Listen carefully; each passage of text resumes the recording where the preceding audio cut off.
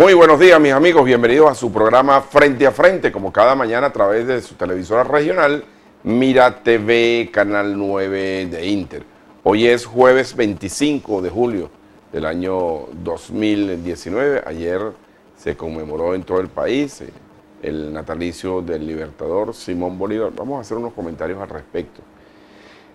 Tenemos dos informaciones más que queremos también compartir con ustedes, pero antes las redes sociales. La cuenta de Twitter de José Martínez Natera es @entrefuegosmtv, la del programa @frente a frente 9 y mi cuenta personal @jaircuba. Bienvenidos a la referencia informativa de cada mañana en los Altos Mirandinos. En efecto, ayer se cumplió un nuevo natalicio del libertador de la patria, Simón Bolívar. Aparte de Venezuela, liberó del yugo español a otras 5 naciones. Yo ayer en mi cuenta social, en mi red social Twitter, hice un comentario con relación a este natalicio del libertador. Primero, quiero hacer referencia que anteriormente, por lo menos así crecí yo, era obligatorio, como lo sigue siendo, enarbolar la bandera nacional el día de los días de fiestas patrias y muy especialmente el día del natalicio del libertador. Bueno, fueron muy pocos las residencias, creo que yo por lo menos donde vivo no vi ninguna que enarbolaron el pabellón nacional. Incluso algunos comercios de los Altos Mirandinos, en la recta de las minas, tuve la oportunidad de ver el pabellón nacional, una tradición que lamentablemente se ha perdido. En mi época de niño, me recuerdo que había un severo control sobre esto. Ahora, esto más que una obligatoriedad tiene que ser espontáneo, de carácter espontáneo, ¿no? Si realmente sentimos y entendemos el valor de la gesta heroica de nuestro libertador Simón Bolívar. A ello quiero referirme. Lamentablemente, durante todo este tiempo a Simón Bolívar se le ha asociado una parcialidad política, situación que me parece perversa porque el libertador Simón Bolívar pertenece a todos los venezolanos y no a una parcialidad política. Tanto así que hasta sus rasgos con los que crecimos nosotros, con los que estudiamos nosotros, la generación mía y muchas generaciones anteriores a la mía, fueron hasta modificados. Y no solamente eso, hasta sus restos fueron profanados. Si realmente entendemos el valor de Simón Bolívar como libertador de la patria, creo que lo importante es dejarlo descansar en paz y tomar lo bueno de su gesta heroica para tratar de que este país se enrumbe al progreso y al bienestar. Lamentablemente ese no es el camino que llevamos ahorita. Por otro lado, la protesta de calle, la presión popular, el sentido de pertenencia, a pesar de ser un Estado libre asociado de Puerto Rico, ha producido la dimisión del gobernador Rosselló. 10 días de protesta fueron suficientes para que el gobernador de la isla tomara la decisión de renunciar, dimitir a su cargo. La razón de esta reacción, valga la cacofonía, del pueblo puertorriqueño, es porque se revelaron conversaciones del gobernador en un grupo de chat donde se refería de manera despectiva a la comunidad gay, a periodistas, a adversarios políticos, a gente de la cultura, gente del pueblo, de manera despectiva, y ello generó una reacción adversa de la población, además de la crisis social que confronta a Puerto Rico. Como ustedes saben, Puerto Rico fue víctima también de quizás lo más afectado en el Caribe, del huracán reciente, y está en una situación económica precaria y podemos decir que hasta llegó a vivir momentos calamitosos. El presidente de los Estados Unidos incluso tuvo unas expresiones muy fuertes en contra del gobernador Rosselló, lo cual fue motivo de otra reacción, porque mientras el gobernador Rosselló, el presidente Trump, hablaba de una ayuda humanitaria a la isla, los parciales políticos de Rosselló dijeron o respondieron que esa ayuda no llegó nunca y que solo se quedó en palabras. Bien, eso es lo que hace el efecto popular cuando tiene cohesión y cuando hay unidad.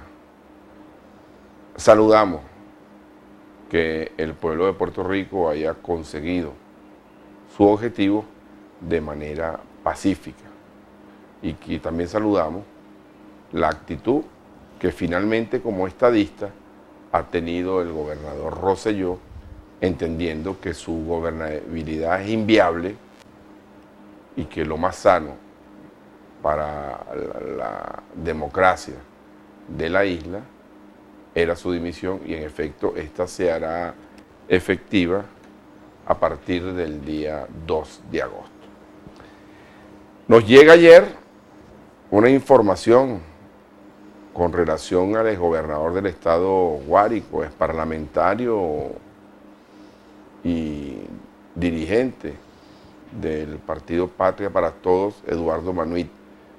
Manuit tiene más de 5 años asilado en Costa Rica, donde se ha dedicado a la actividad ganadera, que es su fuerte durante muchos años. Bueno, las autoridades costarricenses emitieron un comunicado donde fue detenido junto a su hijo y otras personas, algunos de nacionalidad venezolana, otros de nacionalidad costarricense, acusados de tener armas en su fundo, su finca, lo cual puede ser plenamente justificado posteriormente por las razones de seguridad personal. Pero lo más grave de todo esto es que tenían secuestrados unos peones, supuestamente culpables de haberle robado 5 vacas, ¿no? Esos son los temas de los ganaderos. Y se les acusó de secuestro y de violencia. Y bueno, se encargarán las autoridades del país costarricense en determinar la culpabilidad. Lo curioso de todo esto es que al exgobernador del estado Guárico, Eduardo Manuit, se le incautaron unos documentos donde aparece un pasaporte falso, de acuerdo a lo que dijo el vocero determinado por el gobierno, un pasaporte falso de nacionalidad hondureña. Habrá también que conocer e investigar qué ocurrió. Por otro lado, en Venezuela, tuvimos un día intercalado y mucha gente asociaba este día intercalado a un fin de semana. Bueno, se aprovechó el asueto del día de ayer. Por cierto, mucho comercio abierto, mucho comercio con actividad comercial, valga la redundancia. Se aprobó el día martes en la Asamblea Nacional el llamado Tratado Interamericano de Asistencia Recíproca, el TIAR. Esto generó algunas reacciones de inmediato. Por supuesto, este gobierno se retiró del TIAR, Venezuela pertenecía al TIAR. Este gobierno se retiró del TIAR. Pero eso generó algunas reacciones a favor y en contra. La llamada fracción 16J, que la integran, entre otros partidos, 20 Venezuela y Alianza Bravo Pueblo, saludaban esta iniciativa y bueno, son partícipes de forzar una salida rápida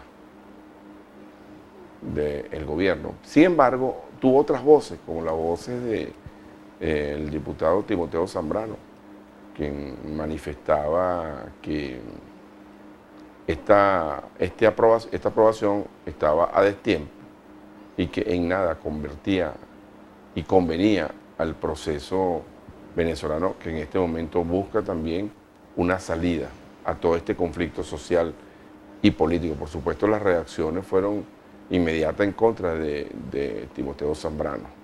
Muchas veces la gente comienza a criticar a los voceros políticos sin antes oír las razones y las exposiciones que hace cada quien. Con relación a eso, precisamente hemos contactado al diputado Timoteo Zambrano y lo vamos a tener mañana en este programa Frente a Frente. Bueno, amigos, seguimos en la misma circunstancia. El presidente de la Asamblea Nacional, Juan Guaidó, está convocando una nueva movilización de calle para las próximas horas con relación a continuar con las protestas. La última actividad que se hizo el día 23, al final se convirtió en una asamblea pública en la Plaza Alfredo Sadel. Lo que se ha venido comentando en los últimos tiempos, las últimas horas, es que el Departamento de Estado, y quiero hacer la salvedad, que todo esto es de carácter extraoficial, no lo puedo determinar y sería irresponsable de mi parte asumirlo así, que le ha dado un nuevo plazo al gobierno venezolano para que decida aceptar un acuerdo que permite una salida democrática en el país. Pero nada de esto se ha podido confirmar.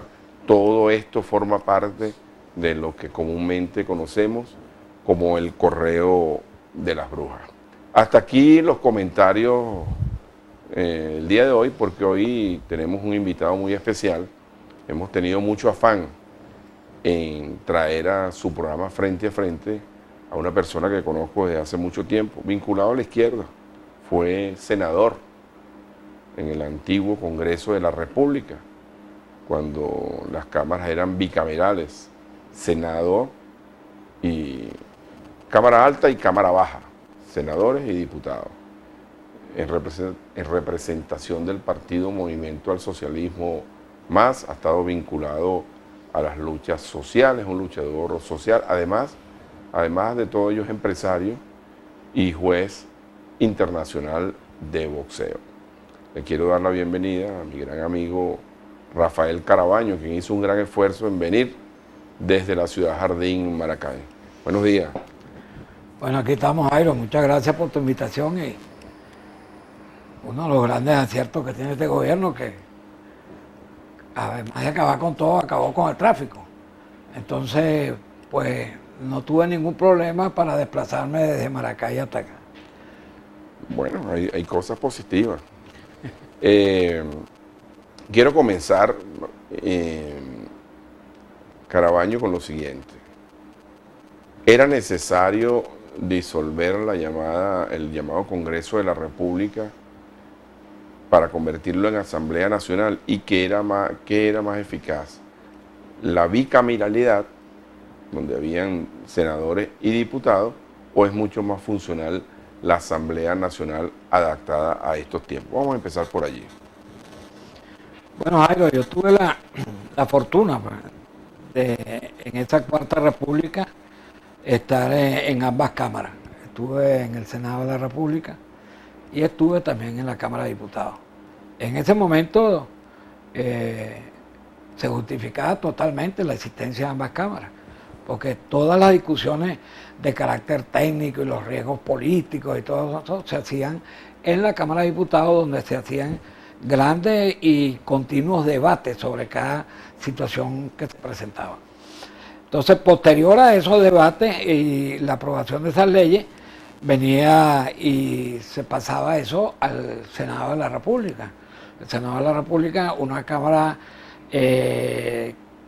con menos ciudadanos, o sea, con menos representantes, y que le daban, digamos, ponían el punto sobre la I, y salían finalmente las leyes con suficiente discusión y con la experiencia también, porque la Cámara del Senado por lo general está conformada por ya políticos expertos que habían tenido la experiencia en la Cámara de Diputados. Yo pienso que eso es positivo y que a la hora del restablecimiento de una verdadera democracia yo vería con muy buenos ojos y con utilidad sobre todo el restablecimiento de ambas cámaras. Cuando se hablaba, las leyes anteriormente en la llamada Cuarta República pasaban por un proceso sigiloso, por decirlo de alguna manera. Entraban a comisión de mesa, primero las comisiones que la proponían, después había una comisión de mesa, la llevaban a la Cámara Baja, a la Cámara de Diputados, y las leyes no se aprobaban si no eran refrendadas por el Senado. Eso Sí. fue lo que usted me dijo ahorita. Eso es correcto. Pero luego de una discusión sumamente exhaustiva y de grandes análisis hechos en la Cámara de Diputados, donde particularmente la asamblea que realizaba la Cámara de Diputados no era tan importante y se destacaba muchísimo los diputados que trabajaban efectivamente en las comisiones. El eje fundamental del trabajo de diputados era el trabajo en las comisiones que realizaban, donde se hacía consulta a los ciudadanos, donde se hacía consulta a todos los gremios a los cuales la ley que se iba a plantear encajaba en ese medio. La ley de salud, con todos los sindicatos de la salud, las enfermeras, los gremios médicos. Entonces, es importante, muy importante el trabajo que se realizaba y se realizaba en la Cámara de Diputados. Y te repito, siempre después con los sabios consejos, por ponerle un nombre, de la gente más experimentada que también tuvieron su periodo como diputados en la Cámara del Senado. Caraballo, tienes una amplia experiencia política, una amplia trayectoria. ¿Tú fuiste guerrillero también? Así es. También fuiste guerrillero. Bien. Todo esto por lo siguiente. ¿Por qué se produce este cambio tan brusco en la política venezolana, ya que hablamos de la Cuarta República? Un senador de experiencia como Rafael Carabaño, muy combativo, en la época en que las cosas en el MAS estaban calientes, y además tú representabas al estado de Aragua, ¿no visualizó esa clase política el cambio catastrófico que se venía para el país? ¿Cómo no, chicos? Sí se visualizó, pero no se pudo contra esa corriente antipartido que existía en el país en ese momento. Nosotros, lamentablemente, particularmente nuestra experiencia en el MAS fue traumática, porque nosotros veíamos cómo el movimiento al socialismo venía perdiendo su estructura ética y moral, y pasó a ser como una franquicia de algunos grupos, donde vemos incluso la inestabilidad en función de los apoyos políticos a factores que no tenían ninguna relación con el MAS. Se saltaba, por ejemplo, de apoyar a Irene Sáez y después a Chávez sin un análisis serio de lo que eso representaba.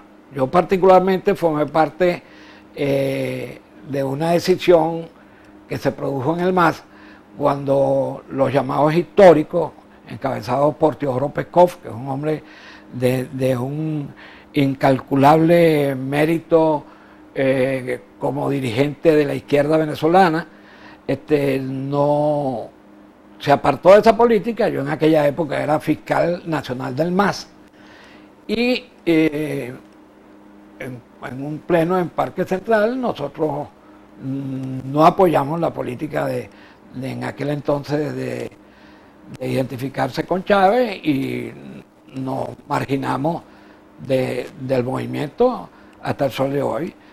Después seguí manteniendo durante mucho tiempo mucha relación con Teodoro y la fundación de Tal Cual y el periódico, y haciendo nuestro trabajo como gente que todavía me siento muy orgulloso de ser un hombre de izquierda, pero nada que ver con este fantoche de izquierdismo en el cual se escudan pues la ineficiencia, la corrupción y muchas otras cosas, las violaciones de derechos humanos, como ya lo señaló la senadora y expresidenta Bachelet. Fíjate algo, en el caso del MAS, sí, ciertamente el MAS comenzó que surge como una agrupación donde la integraban, bueno, gente incluso que venían del Partido Comunista de Venezuela, y pasó a ser como una especie de un socialismo moderado, al estilo europeo. Y básicamente aquí me lo reconoció Felipe Mujica en este programa, sí, un socialismo a la francesa.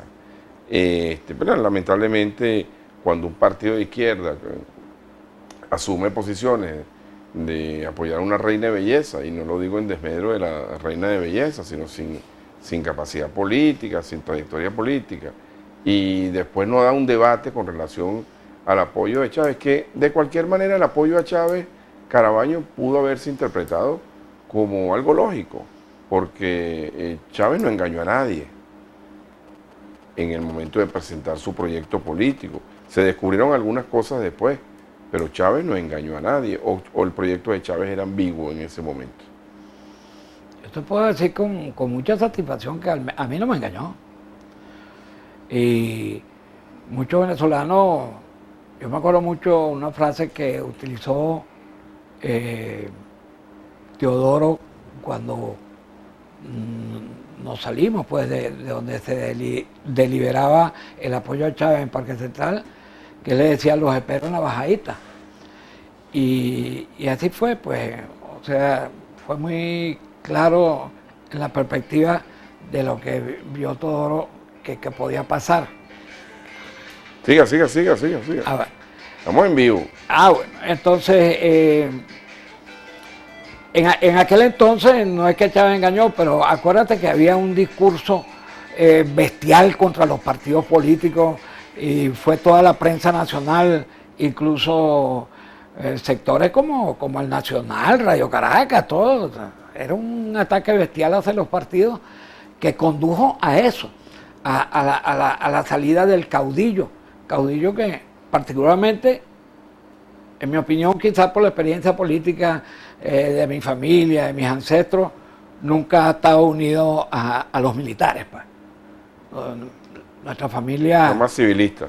Sí, no, y nuestra familia perecieron en las mazmorras de Gómez, y después mis viejos pagaron cárcel en la dictadura de Pérez Jiménez. O sea que había como una formación muy civilista, como dices tú, Jairo, porque los militares tienen que estar en sus cuarteles, y el ejercicio de la política, que es el ejercicio más importante, más sacrificado que existe y también más difícil de desarrollar, no es para que lo desarrollen los militares, sino precisamente, y eso lo vio claramente el Libertador. Por cierto, que me gustó mucho tu comentario, cómo se ha degradado la personalidad del Libertador, que para hasta organismos represivos les ponen servicio de inteligencia bolivariano. Con Bolívar lo han trapeado, han barrido el suelo con su nombre. Yo incluso soy de los que ya cree que cuando aquí haya una transformación y volvamos al campo democrático, hasta nuestra moneda tiene que cambiar el nombre. Pongámosle peso, real, lo que sea, pero reivindicar la majestad de lo que significó Bolívar, que hasta la BBC de Londres, en un estudio que hizo Jairo en estos días, llegó a la conclusión de que el hombre más importante y de mayor liderazgo en el mundo no fue ni Alejandro Magno, ni Napoleón, ni nada de eso, sino Simón Bolívar. Entonces, que lo reconozca la BBC de Londres, un estudio que hizo, y que nosotros no le demos el valor exacto de la dimensión de lo que fue nuestro padre de la patria, duele. Para concluir con el tema de cómo surgió todo esto, quiero rescatar algo que dijiste con relación al contubernio, por ponerle, iba a poner un término más duro, pero a esta hora todavía estamos relajados, de muchos factores: el Nacional, RCTV, el Grupo Cisneros, políticos de vieja data que se montaron en ese tren. Todo eso contribuyó a generar una imagen magnánima del entonces candidato Hugo Chávez. Ahora, concluyo esta parte con eso. Es que además el pueblo venezolano, al cual le habló Chávez, al pueblo llano, Chávez le habló y fue parte de este quiebre. Pero es que el pueblo venezolano asoció, y esta pregunta tiene doble piquete, a Hugo Chávez con la eficiencia de la dictadura de Marcos Pérez Jiménez, porque yo también crecí oyendo: con Pérez Jiménez esto no pasaba, con Pérez Jiménez esto no pasaba, necesitamos un Pérez Jiménez. ¿Tú crees que eso contribuyó en algo, no? Y además que sirve de cierta manera de un poco didáctico e informativo para los jóvenes que se inician en la política en este momento. Eso es posible que haya tenido algún asidero, porque de verdad que el Pérez Jiménez fue un gobernante, ¿cómo decirte?, desde el punto de vista progresista. Él modernizó el país, acometió las grandes obras hidráulicas y las autopistas, las vías de comunicación, incluso el fortalecimiento de las universidades. Fue un hombre eficiente, pero un militar corrupto y también donde se violaban los derechos humanos. Pues todos conocimos las torturas de la tristemente célebre Seguridad Nacional y Pedro Estrada, bueno, que ahora han sido superadas pues por estos organismos actuales, pero las muertes de Leonardo, de Carneval y Dros Blanco y toda una serie de mártires que en esa época se oponían a la dictadura de Pérez Jiménez, pues bueno, lo que no pensábamos nunca, muchos de los venezolanos que nos dedicamos a la lucha política por entero, era que este país pudiera tener un retroceso que incluso fuera más atrás que el gobierno fatídico de Pérez Jiménez. Bien, la situación del país durante este mes ha estado bastante caliente, ¿no? Desde que Nicolás Maduro se juramenta para un nuevo periodo constitucional en unas elecciones convocadas el 20 de mayo. Después de eso, la expectativa de la instalación de una nueva junta directiva de la Asamblea Nacional, donde, bueno, muchos esperaban lo que ocurrió cuando Juan Guaidó asume la posición que asumió. Ello ha contribuido a poner un nuevo ingrediente en el tablero político. Al regreso de esta pausa, ex senador Carabaño, yo quisiera que analizáramos y si Carabaño cree que las elecciones del 20 de mayo fueron espurias, y qué opina Carabaño con relación a la posición asumida por Juan Guaidó y bueno, que nos ha traído todo este conflicto de carácter político y social. ¿Me parece? Oh. Bueno, vamos a hacer, amigos, el corte de esta hora y nos reintegramos a su programa Frente a Frente, la referencia informativa de cada mañana y con la mensajería de texto, que tengo muchísimos, pero muchísimos mensajes. Ya venimos.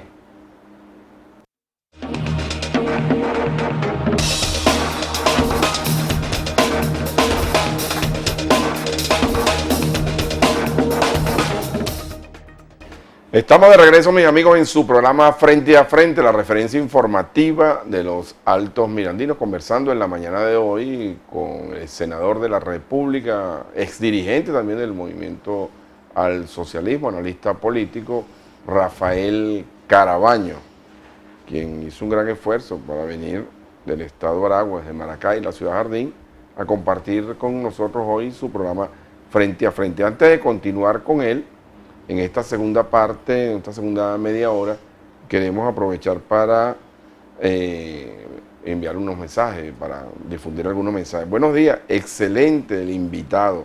Son el tipo de invitados que ustedes deben traer al programa Frente a Frente. Bueno, buenos días, otra vez sin señal de intercable en la segunda calle Vargas, La Estrella, en Los Teques, Estado Miranda. Alcalde Farid Fraija, un llamado para que ayude a la bella labor que realiza la abuela Virginia Barosini, con 78 años, que ayuda y alimenta a los perritos de la calle sin ningún tipo de ayuda. Buenos días, le escribe Alicia González de Ramo Verde, de los edificios. Las protectoras de los perros no dejan fumigar contra las ratas y estas ratas nos tienen invadidos. Por cierto que ese tema de Ramo Verde lo vamos a abordar próximamente porque hay opiniones contrastadas allí. Entonces vamos a hacerlo. Felicitaciones y bendiciones para la maestra Gabriela Zúcaro por la labor que realiza. Ya difundimos este mensaje. Buenos días, da pena cada día la forma como tratan a los pensionados de la gobernación del estado Miranda. Todo un día en cola nos mojamos y luego la bolsa solamente trajo 9 productos para alimentarnos durante un mes. Caramba, qué calamidad.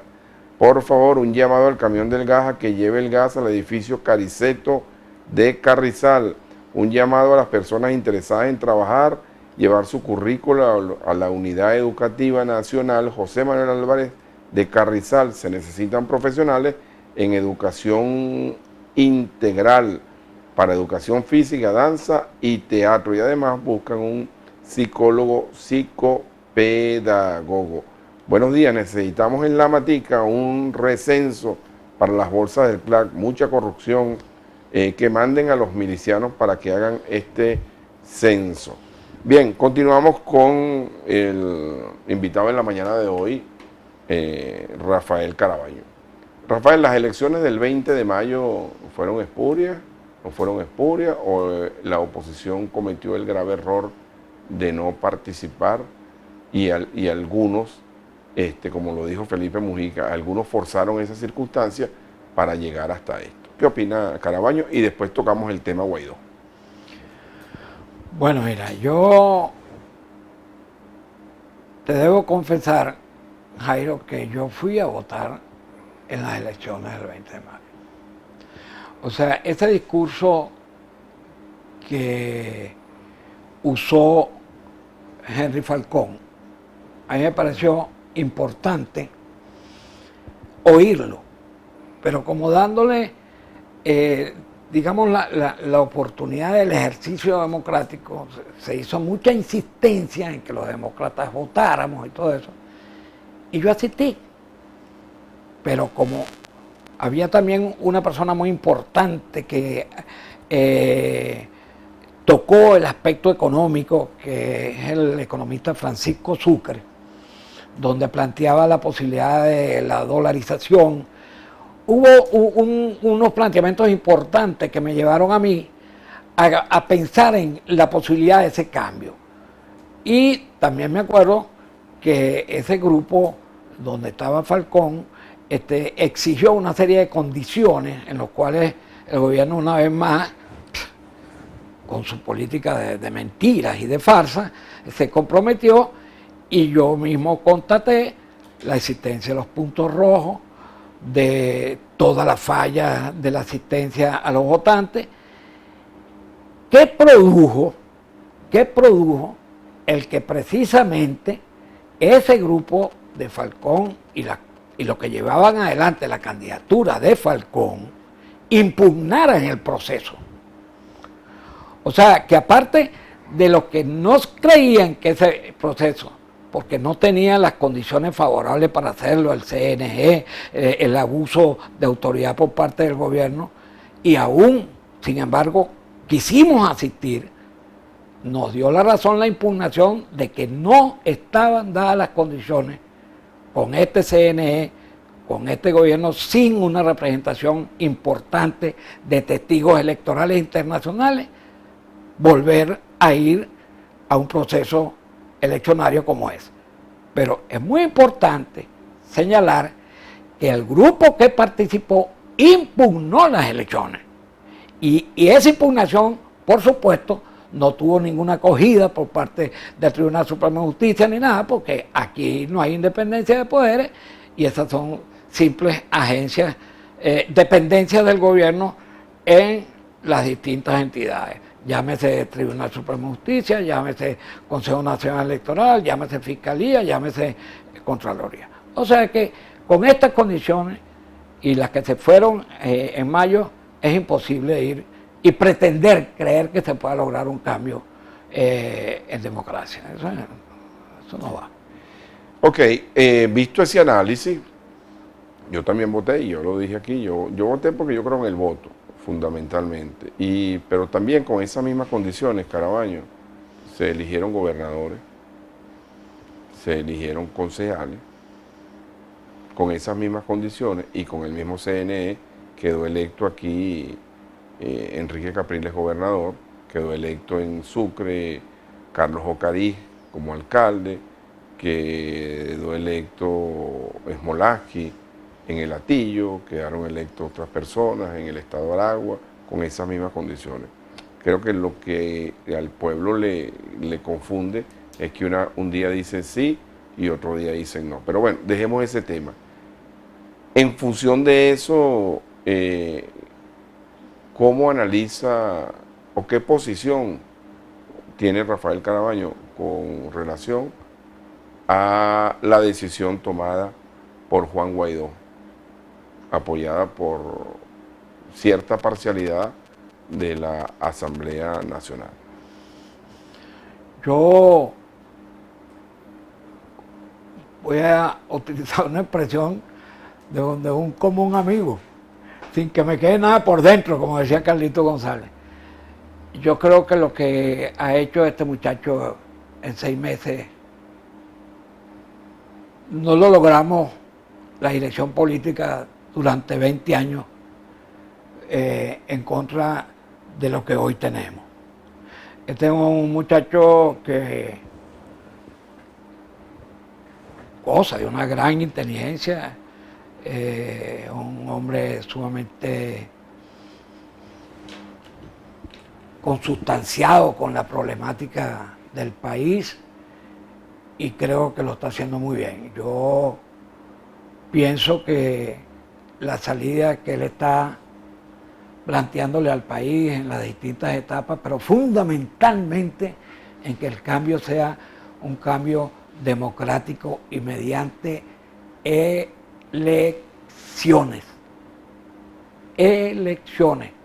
pero con las suficientes garantías, yo creo que nosotros podemos lograr un cambio y, te repito, he visto actitudes muy mezquinas de líderes que se formaron para ver si existía la posibilidad en sus vidas, en alguna oportunidad de ser presidentes de este país, y supongo que lo habrían hecho bien, pero que son frustrantes.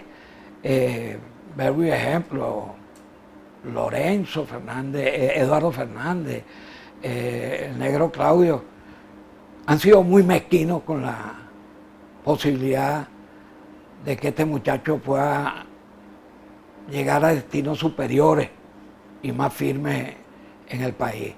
Nosotros tenemos que darnos cuenta de en el tiempo que hemos transcurrido en la política, los aciertos, los desaciertos que hemos tenido, pero este muchacho ha acertado.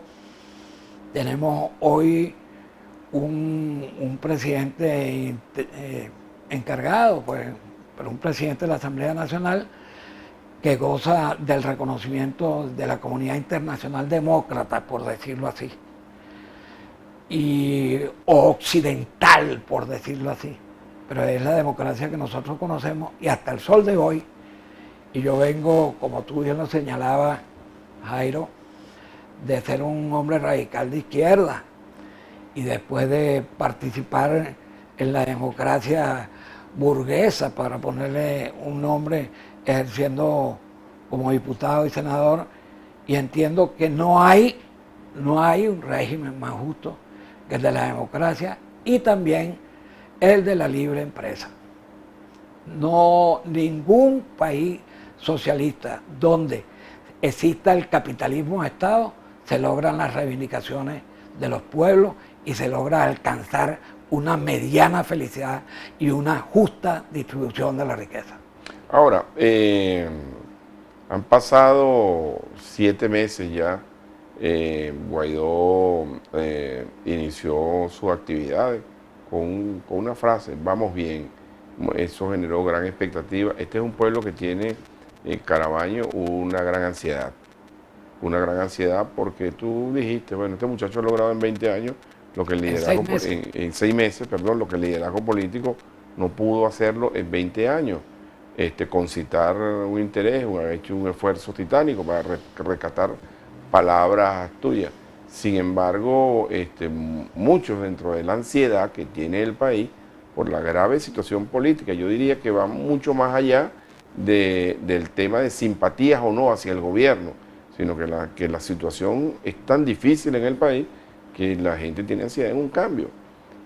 Sin embargo, eso no ha sido posible y pareciera que la calle se está desmotivando. Y de nuevo se retoman estas conversaciones en Barbados, que son la continuidad de lo que planteó el gobierno noruego.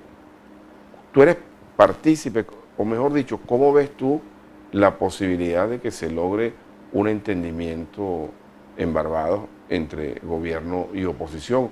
¿O crees que esa no es precisamente la ficha que tiene que jugarse la oposición en este momento? Yo creo que la oposición tiene que jugar en todos los terrenos, en todos, donde se le presente la posibilidad de asistir y de salir de este marasmo, de esta tragedia que está viviendo el pueblo venezolano y nuestra patria, pues, que a todos nos duele. Hay que ir a todos lados.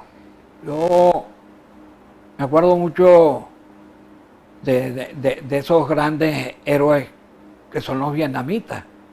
Los vietnamitas derrotaron al imperio inglés, derrotaron al imperio francés, derrotaron a los gringos, derrotaron a los chinos. O sea, esos grandes guerreros, mientras estaban librando su lucha contra todos esos factores internacionales y en cada época, estaban sentados conversando con ellos en París. Yo me acuerdo que la masacre de My Lai, que era algo horroroso, que conmovió el mundo, bueno, ahí estaban los vietnamitas sentados en París conversando. Y cuando los Estados Unidos huían despavoridos de Saigón, donde los helicópteros abarrotados de gente se les caía, estaban los vietnamitas hablando en París. O sea, lo cortés nos quita lo valiente. Nosotros tenemos que, donde se nos plantee la posibilidad de sacudirnos de este marasmo, de esta antítesis de lo que es un gobierno, una democracia, un Estado soberano, tenemos que estar. Bien, ¿qué está planteado allí? Y supongo que tú estás tan informado como yo. El primer punto de esta cadena es la elección de un nuevo CNE. 2 seleccionados por una parcialidad política, 2 seleccionados por otra. Esperemos que si esto se acuerda no sean 2 militantes de uno y de otro, y el problema central estaría en la elección del presidente. Supongamos que ahí hay humo blanco. Entonces se estaría ganada la idea para participar en un adelanto de elecciones de la Asamblea Nacional o no. El acuerdo tiene que pasar por la dimisión de Nicolás Maduro o las elecciones generales que está pidiendo una parcialidad de la oposición. Bueno, yo no soy miembro de ese equipo negociador ni estoy tan metido en el problema de las negociaciones, pero yo me sentiría satisfecho si con la modificación del CNE y una representación internacional, no de oyentes, no de invitados tarifados por el gobierno, sino con una fiscalización internacional presidida por la ONU y por la OEA del proceso electoral y participando, soy partidario de que se hagan las elecciones.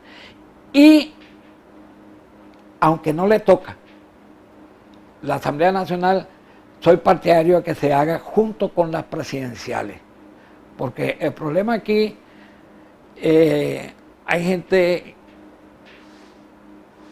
que piensa que no es así, pero el problema fundamental aquí es salir de Maduro y de esa costra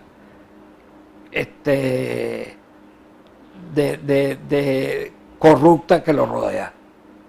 Porque ya basta, ya nosotros vemos, hay que venir por cualquier calle, por cualquier avenida de Venezuela, no hay gas, no hay luz, no hay agua, no hay comida. Ahora hay comida, pero inalcanzable. El salario básico no llega a $4. Por favor, ¿hasta cuándo? ¿Hasta cuándo? ¿Qué se busca? ¿Una implosión social? ¿Cada caso? ¿Una masacre de la gente? Porque la masacre diaria está. Los niños que se mueren en los hospitales, la falta de medicina, los diabéticos, lo del VHI. Nada de esas medicinas que antes se suministraban, se están suministrando y la gente se muere todos los días. Tú fuiste parlamentario. En la Asamblea Nacional tomó la decisión de aprobar el Tratado Interamericano de Asistencia Recíproca. ¿Qué opinión tienes de eso? Eso no... Yo no creo que eso sea la tabla de salvación del país ni nada, pero... ¿Eso no contribuye más bien a encrispar más la situación? Yo pienso que no.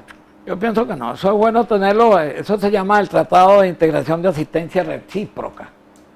O sea, pero fundamentalmente eso se dio por el caso de las Malvinas, cuando vino el Imperio Británico a querer preservar la posesión de esas islas. Claro, Entonces, pero ahí quien tomó la ofensiva fue Argentina, ¿no?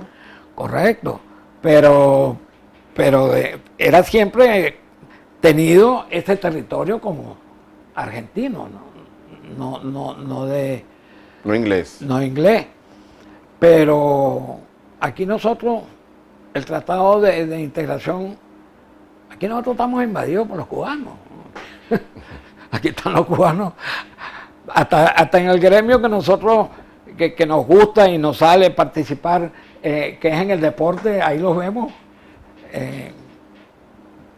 Entrenadores que no son mejores que los nuestros en boxeo, entrenadores que no son mejores que los nuestros en básquet, entrenadores que no son mejores que los nuestros en nada, porque nosotros siempre fuimos un país que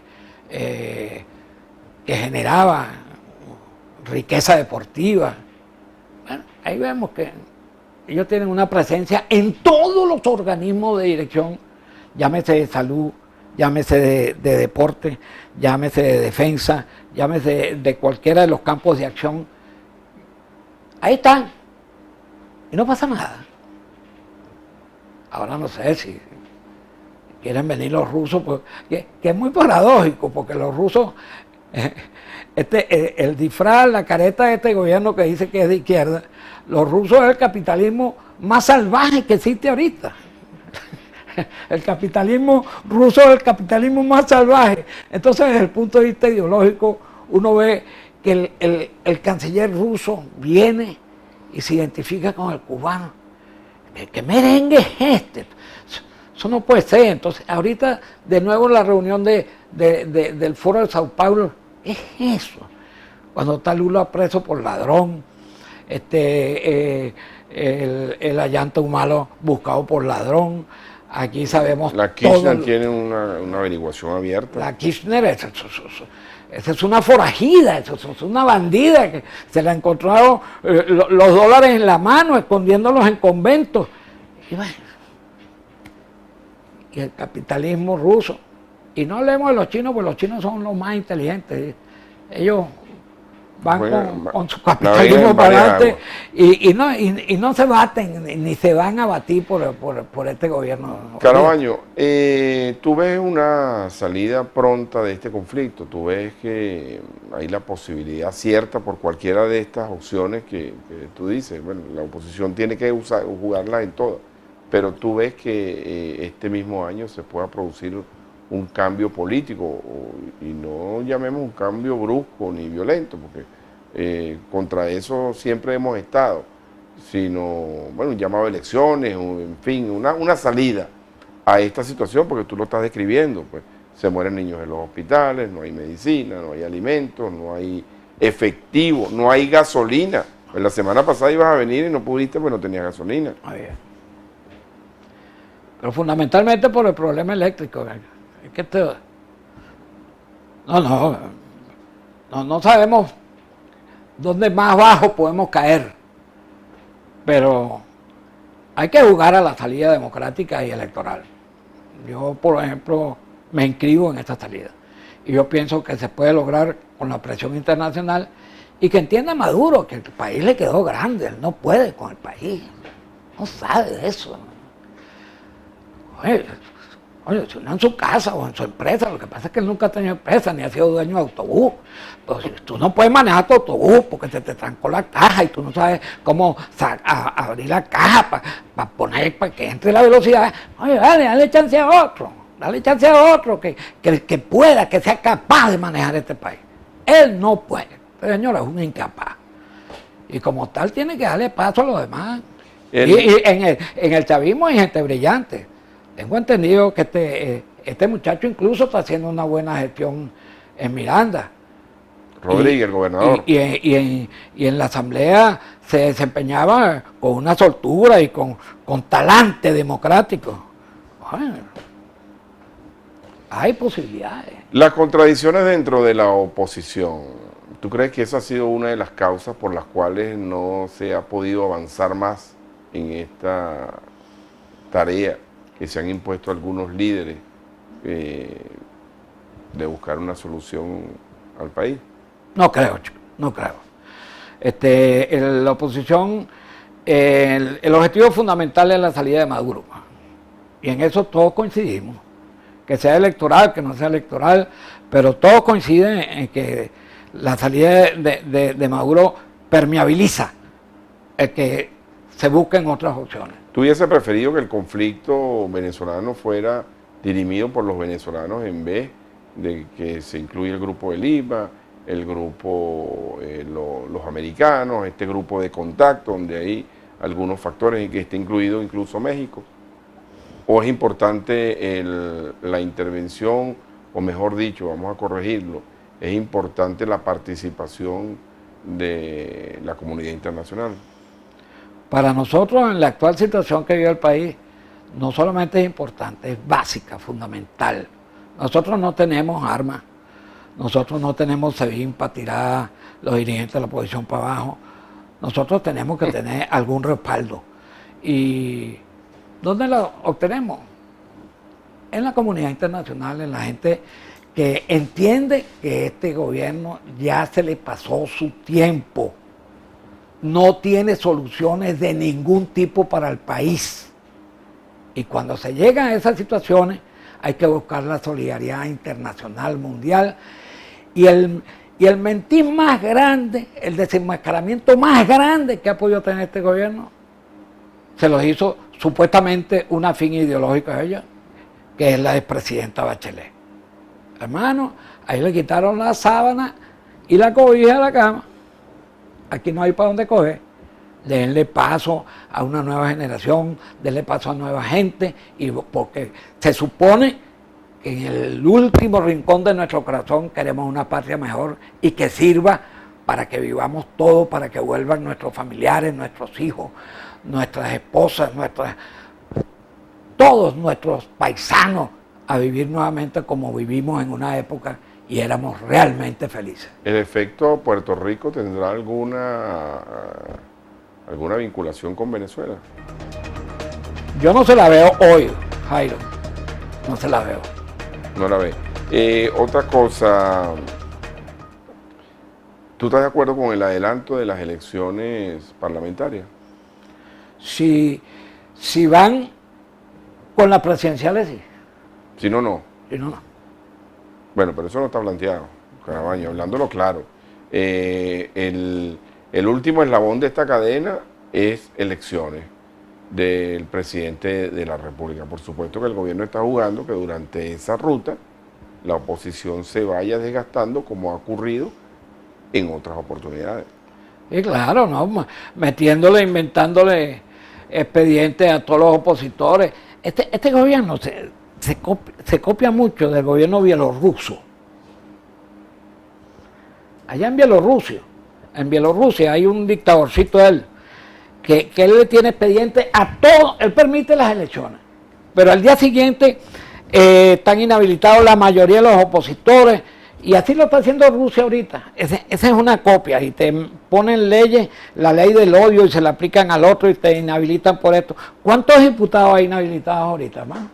Sí, bueno, prácticamente la Asamblea Nacional está desmantelada. ¿Cómo está el estado de Aragua, Carabaño? ¿Cómo está el país? ¿Cómo está el país con todas las calamidades del país?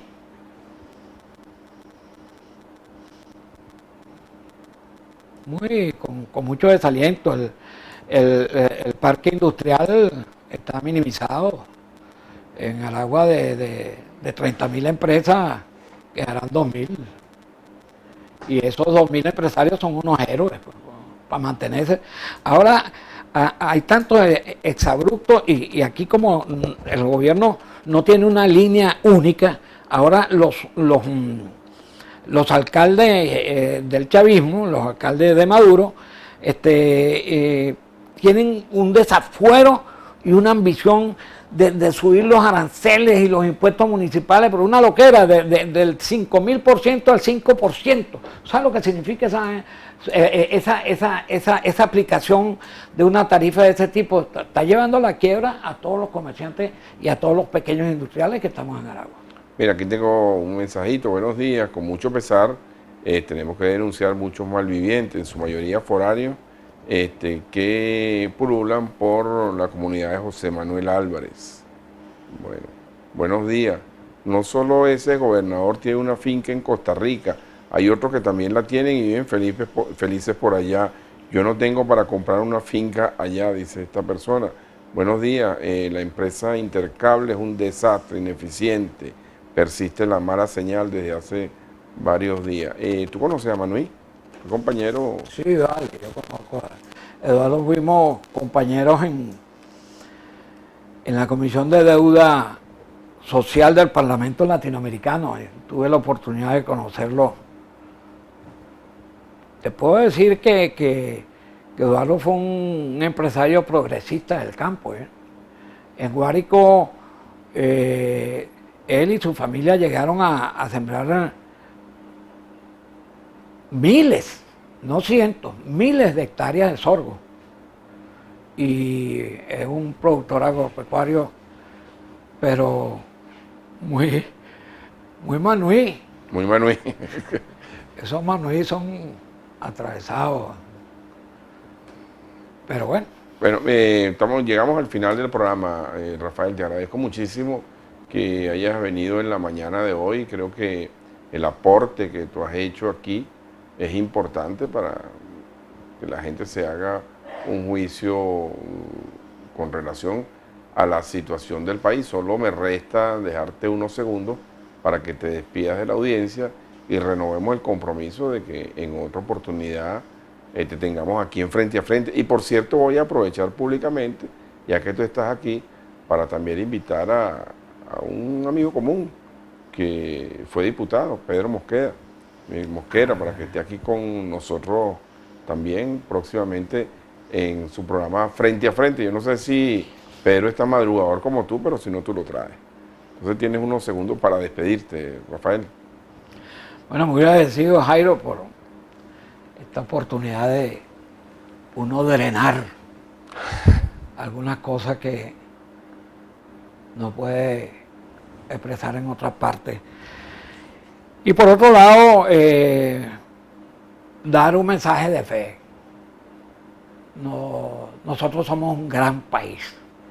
Nosotros hemos soportado la dictadura de Juan Vicente Gómez, la de Pérez Jiménez y el régimen, como se ha dado a definir al régimen chavista.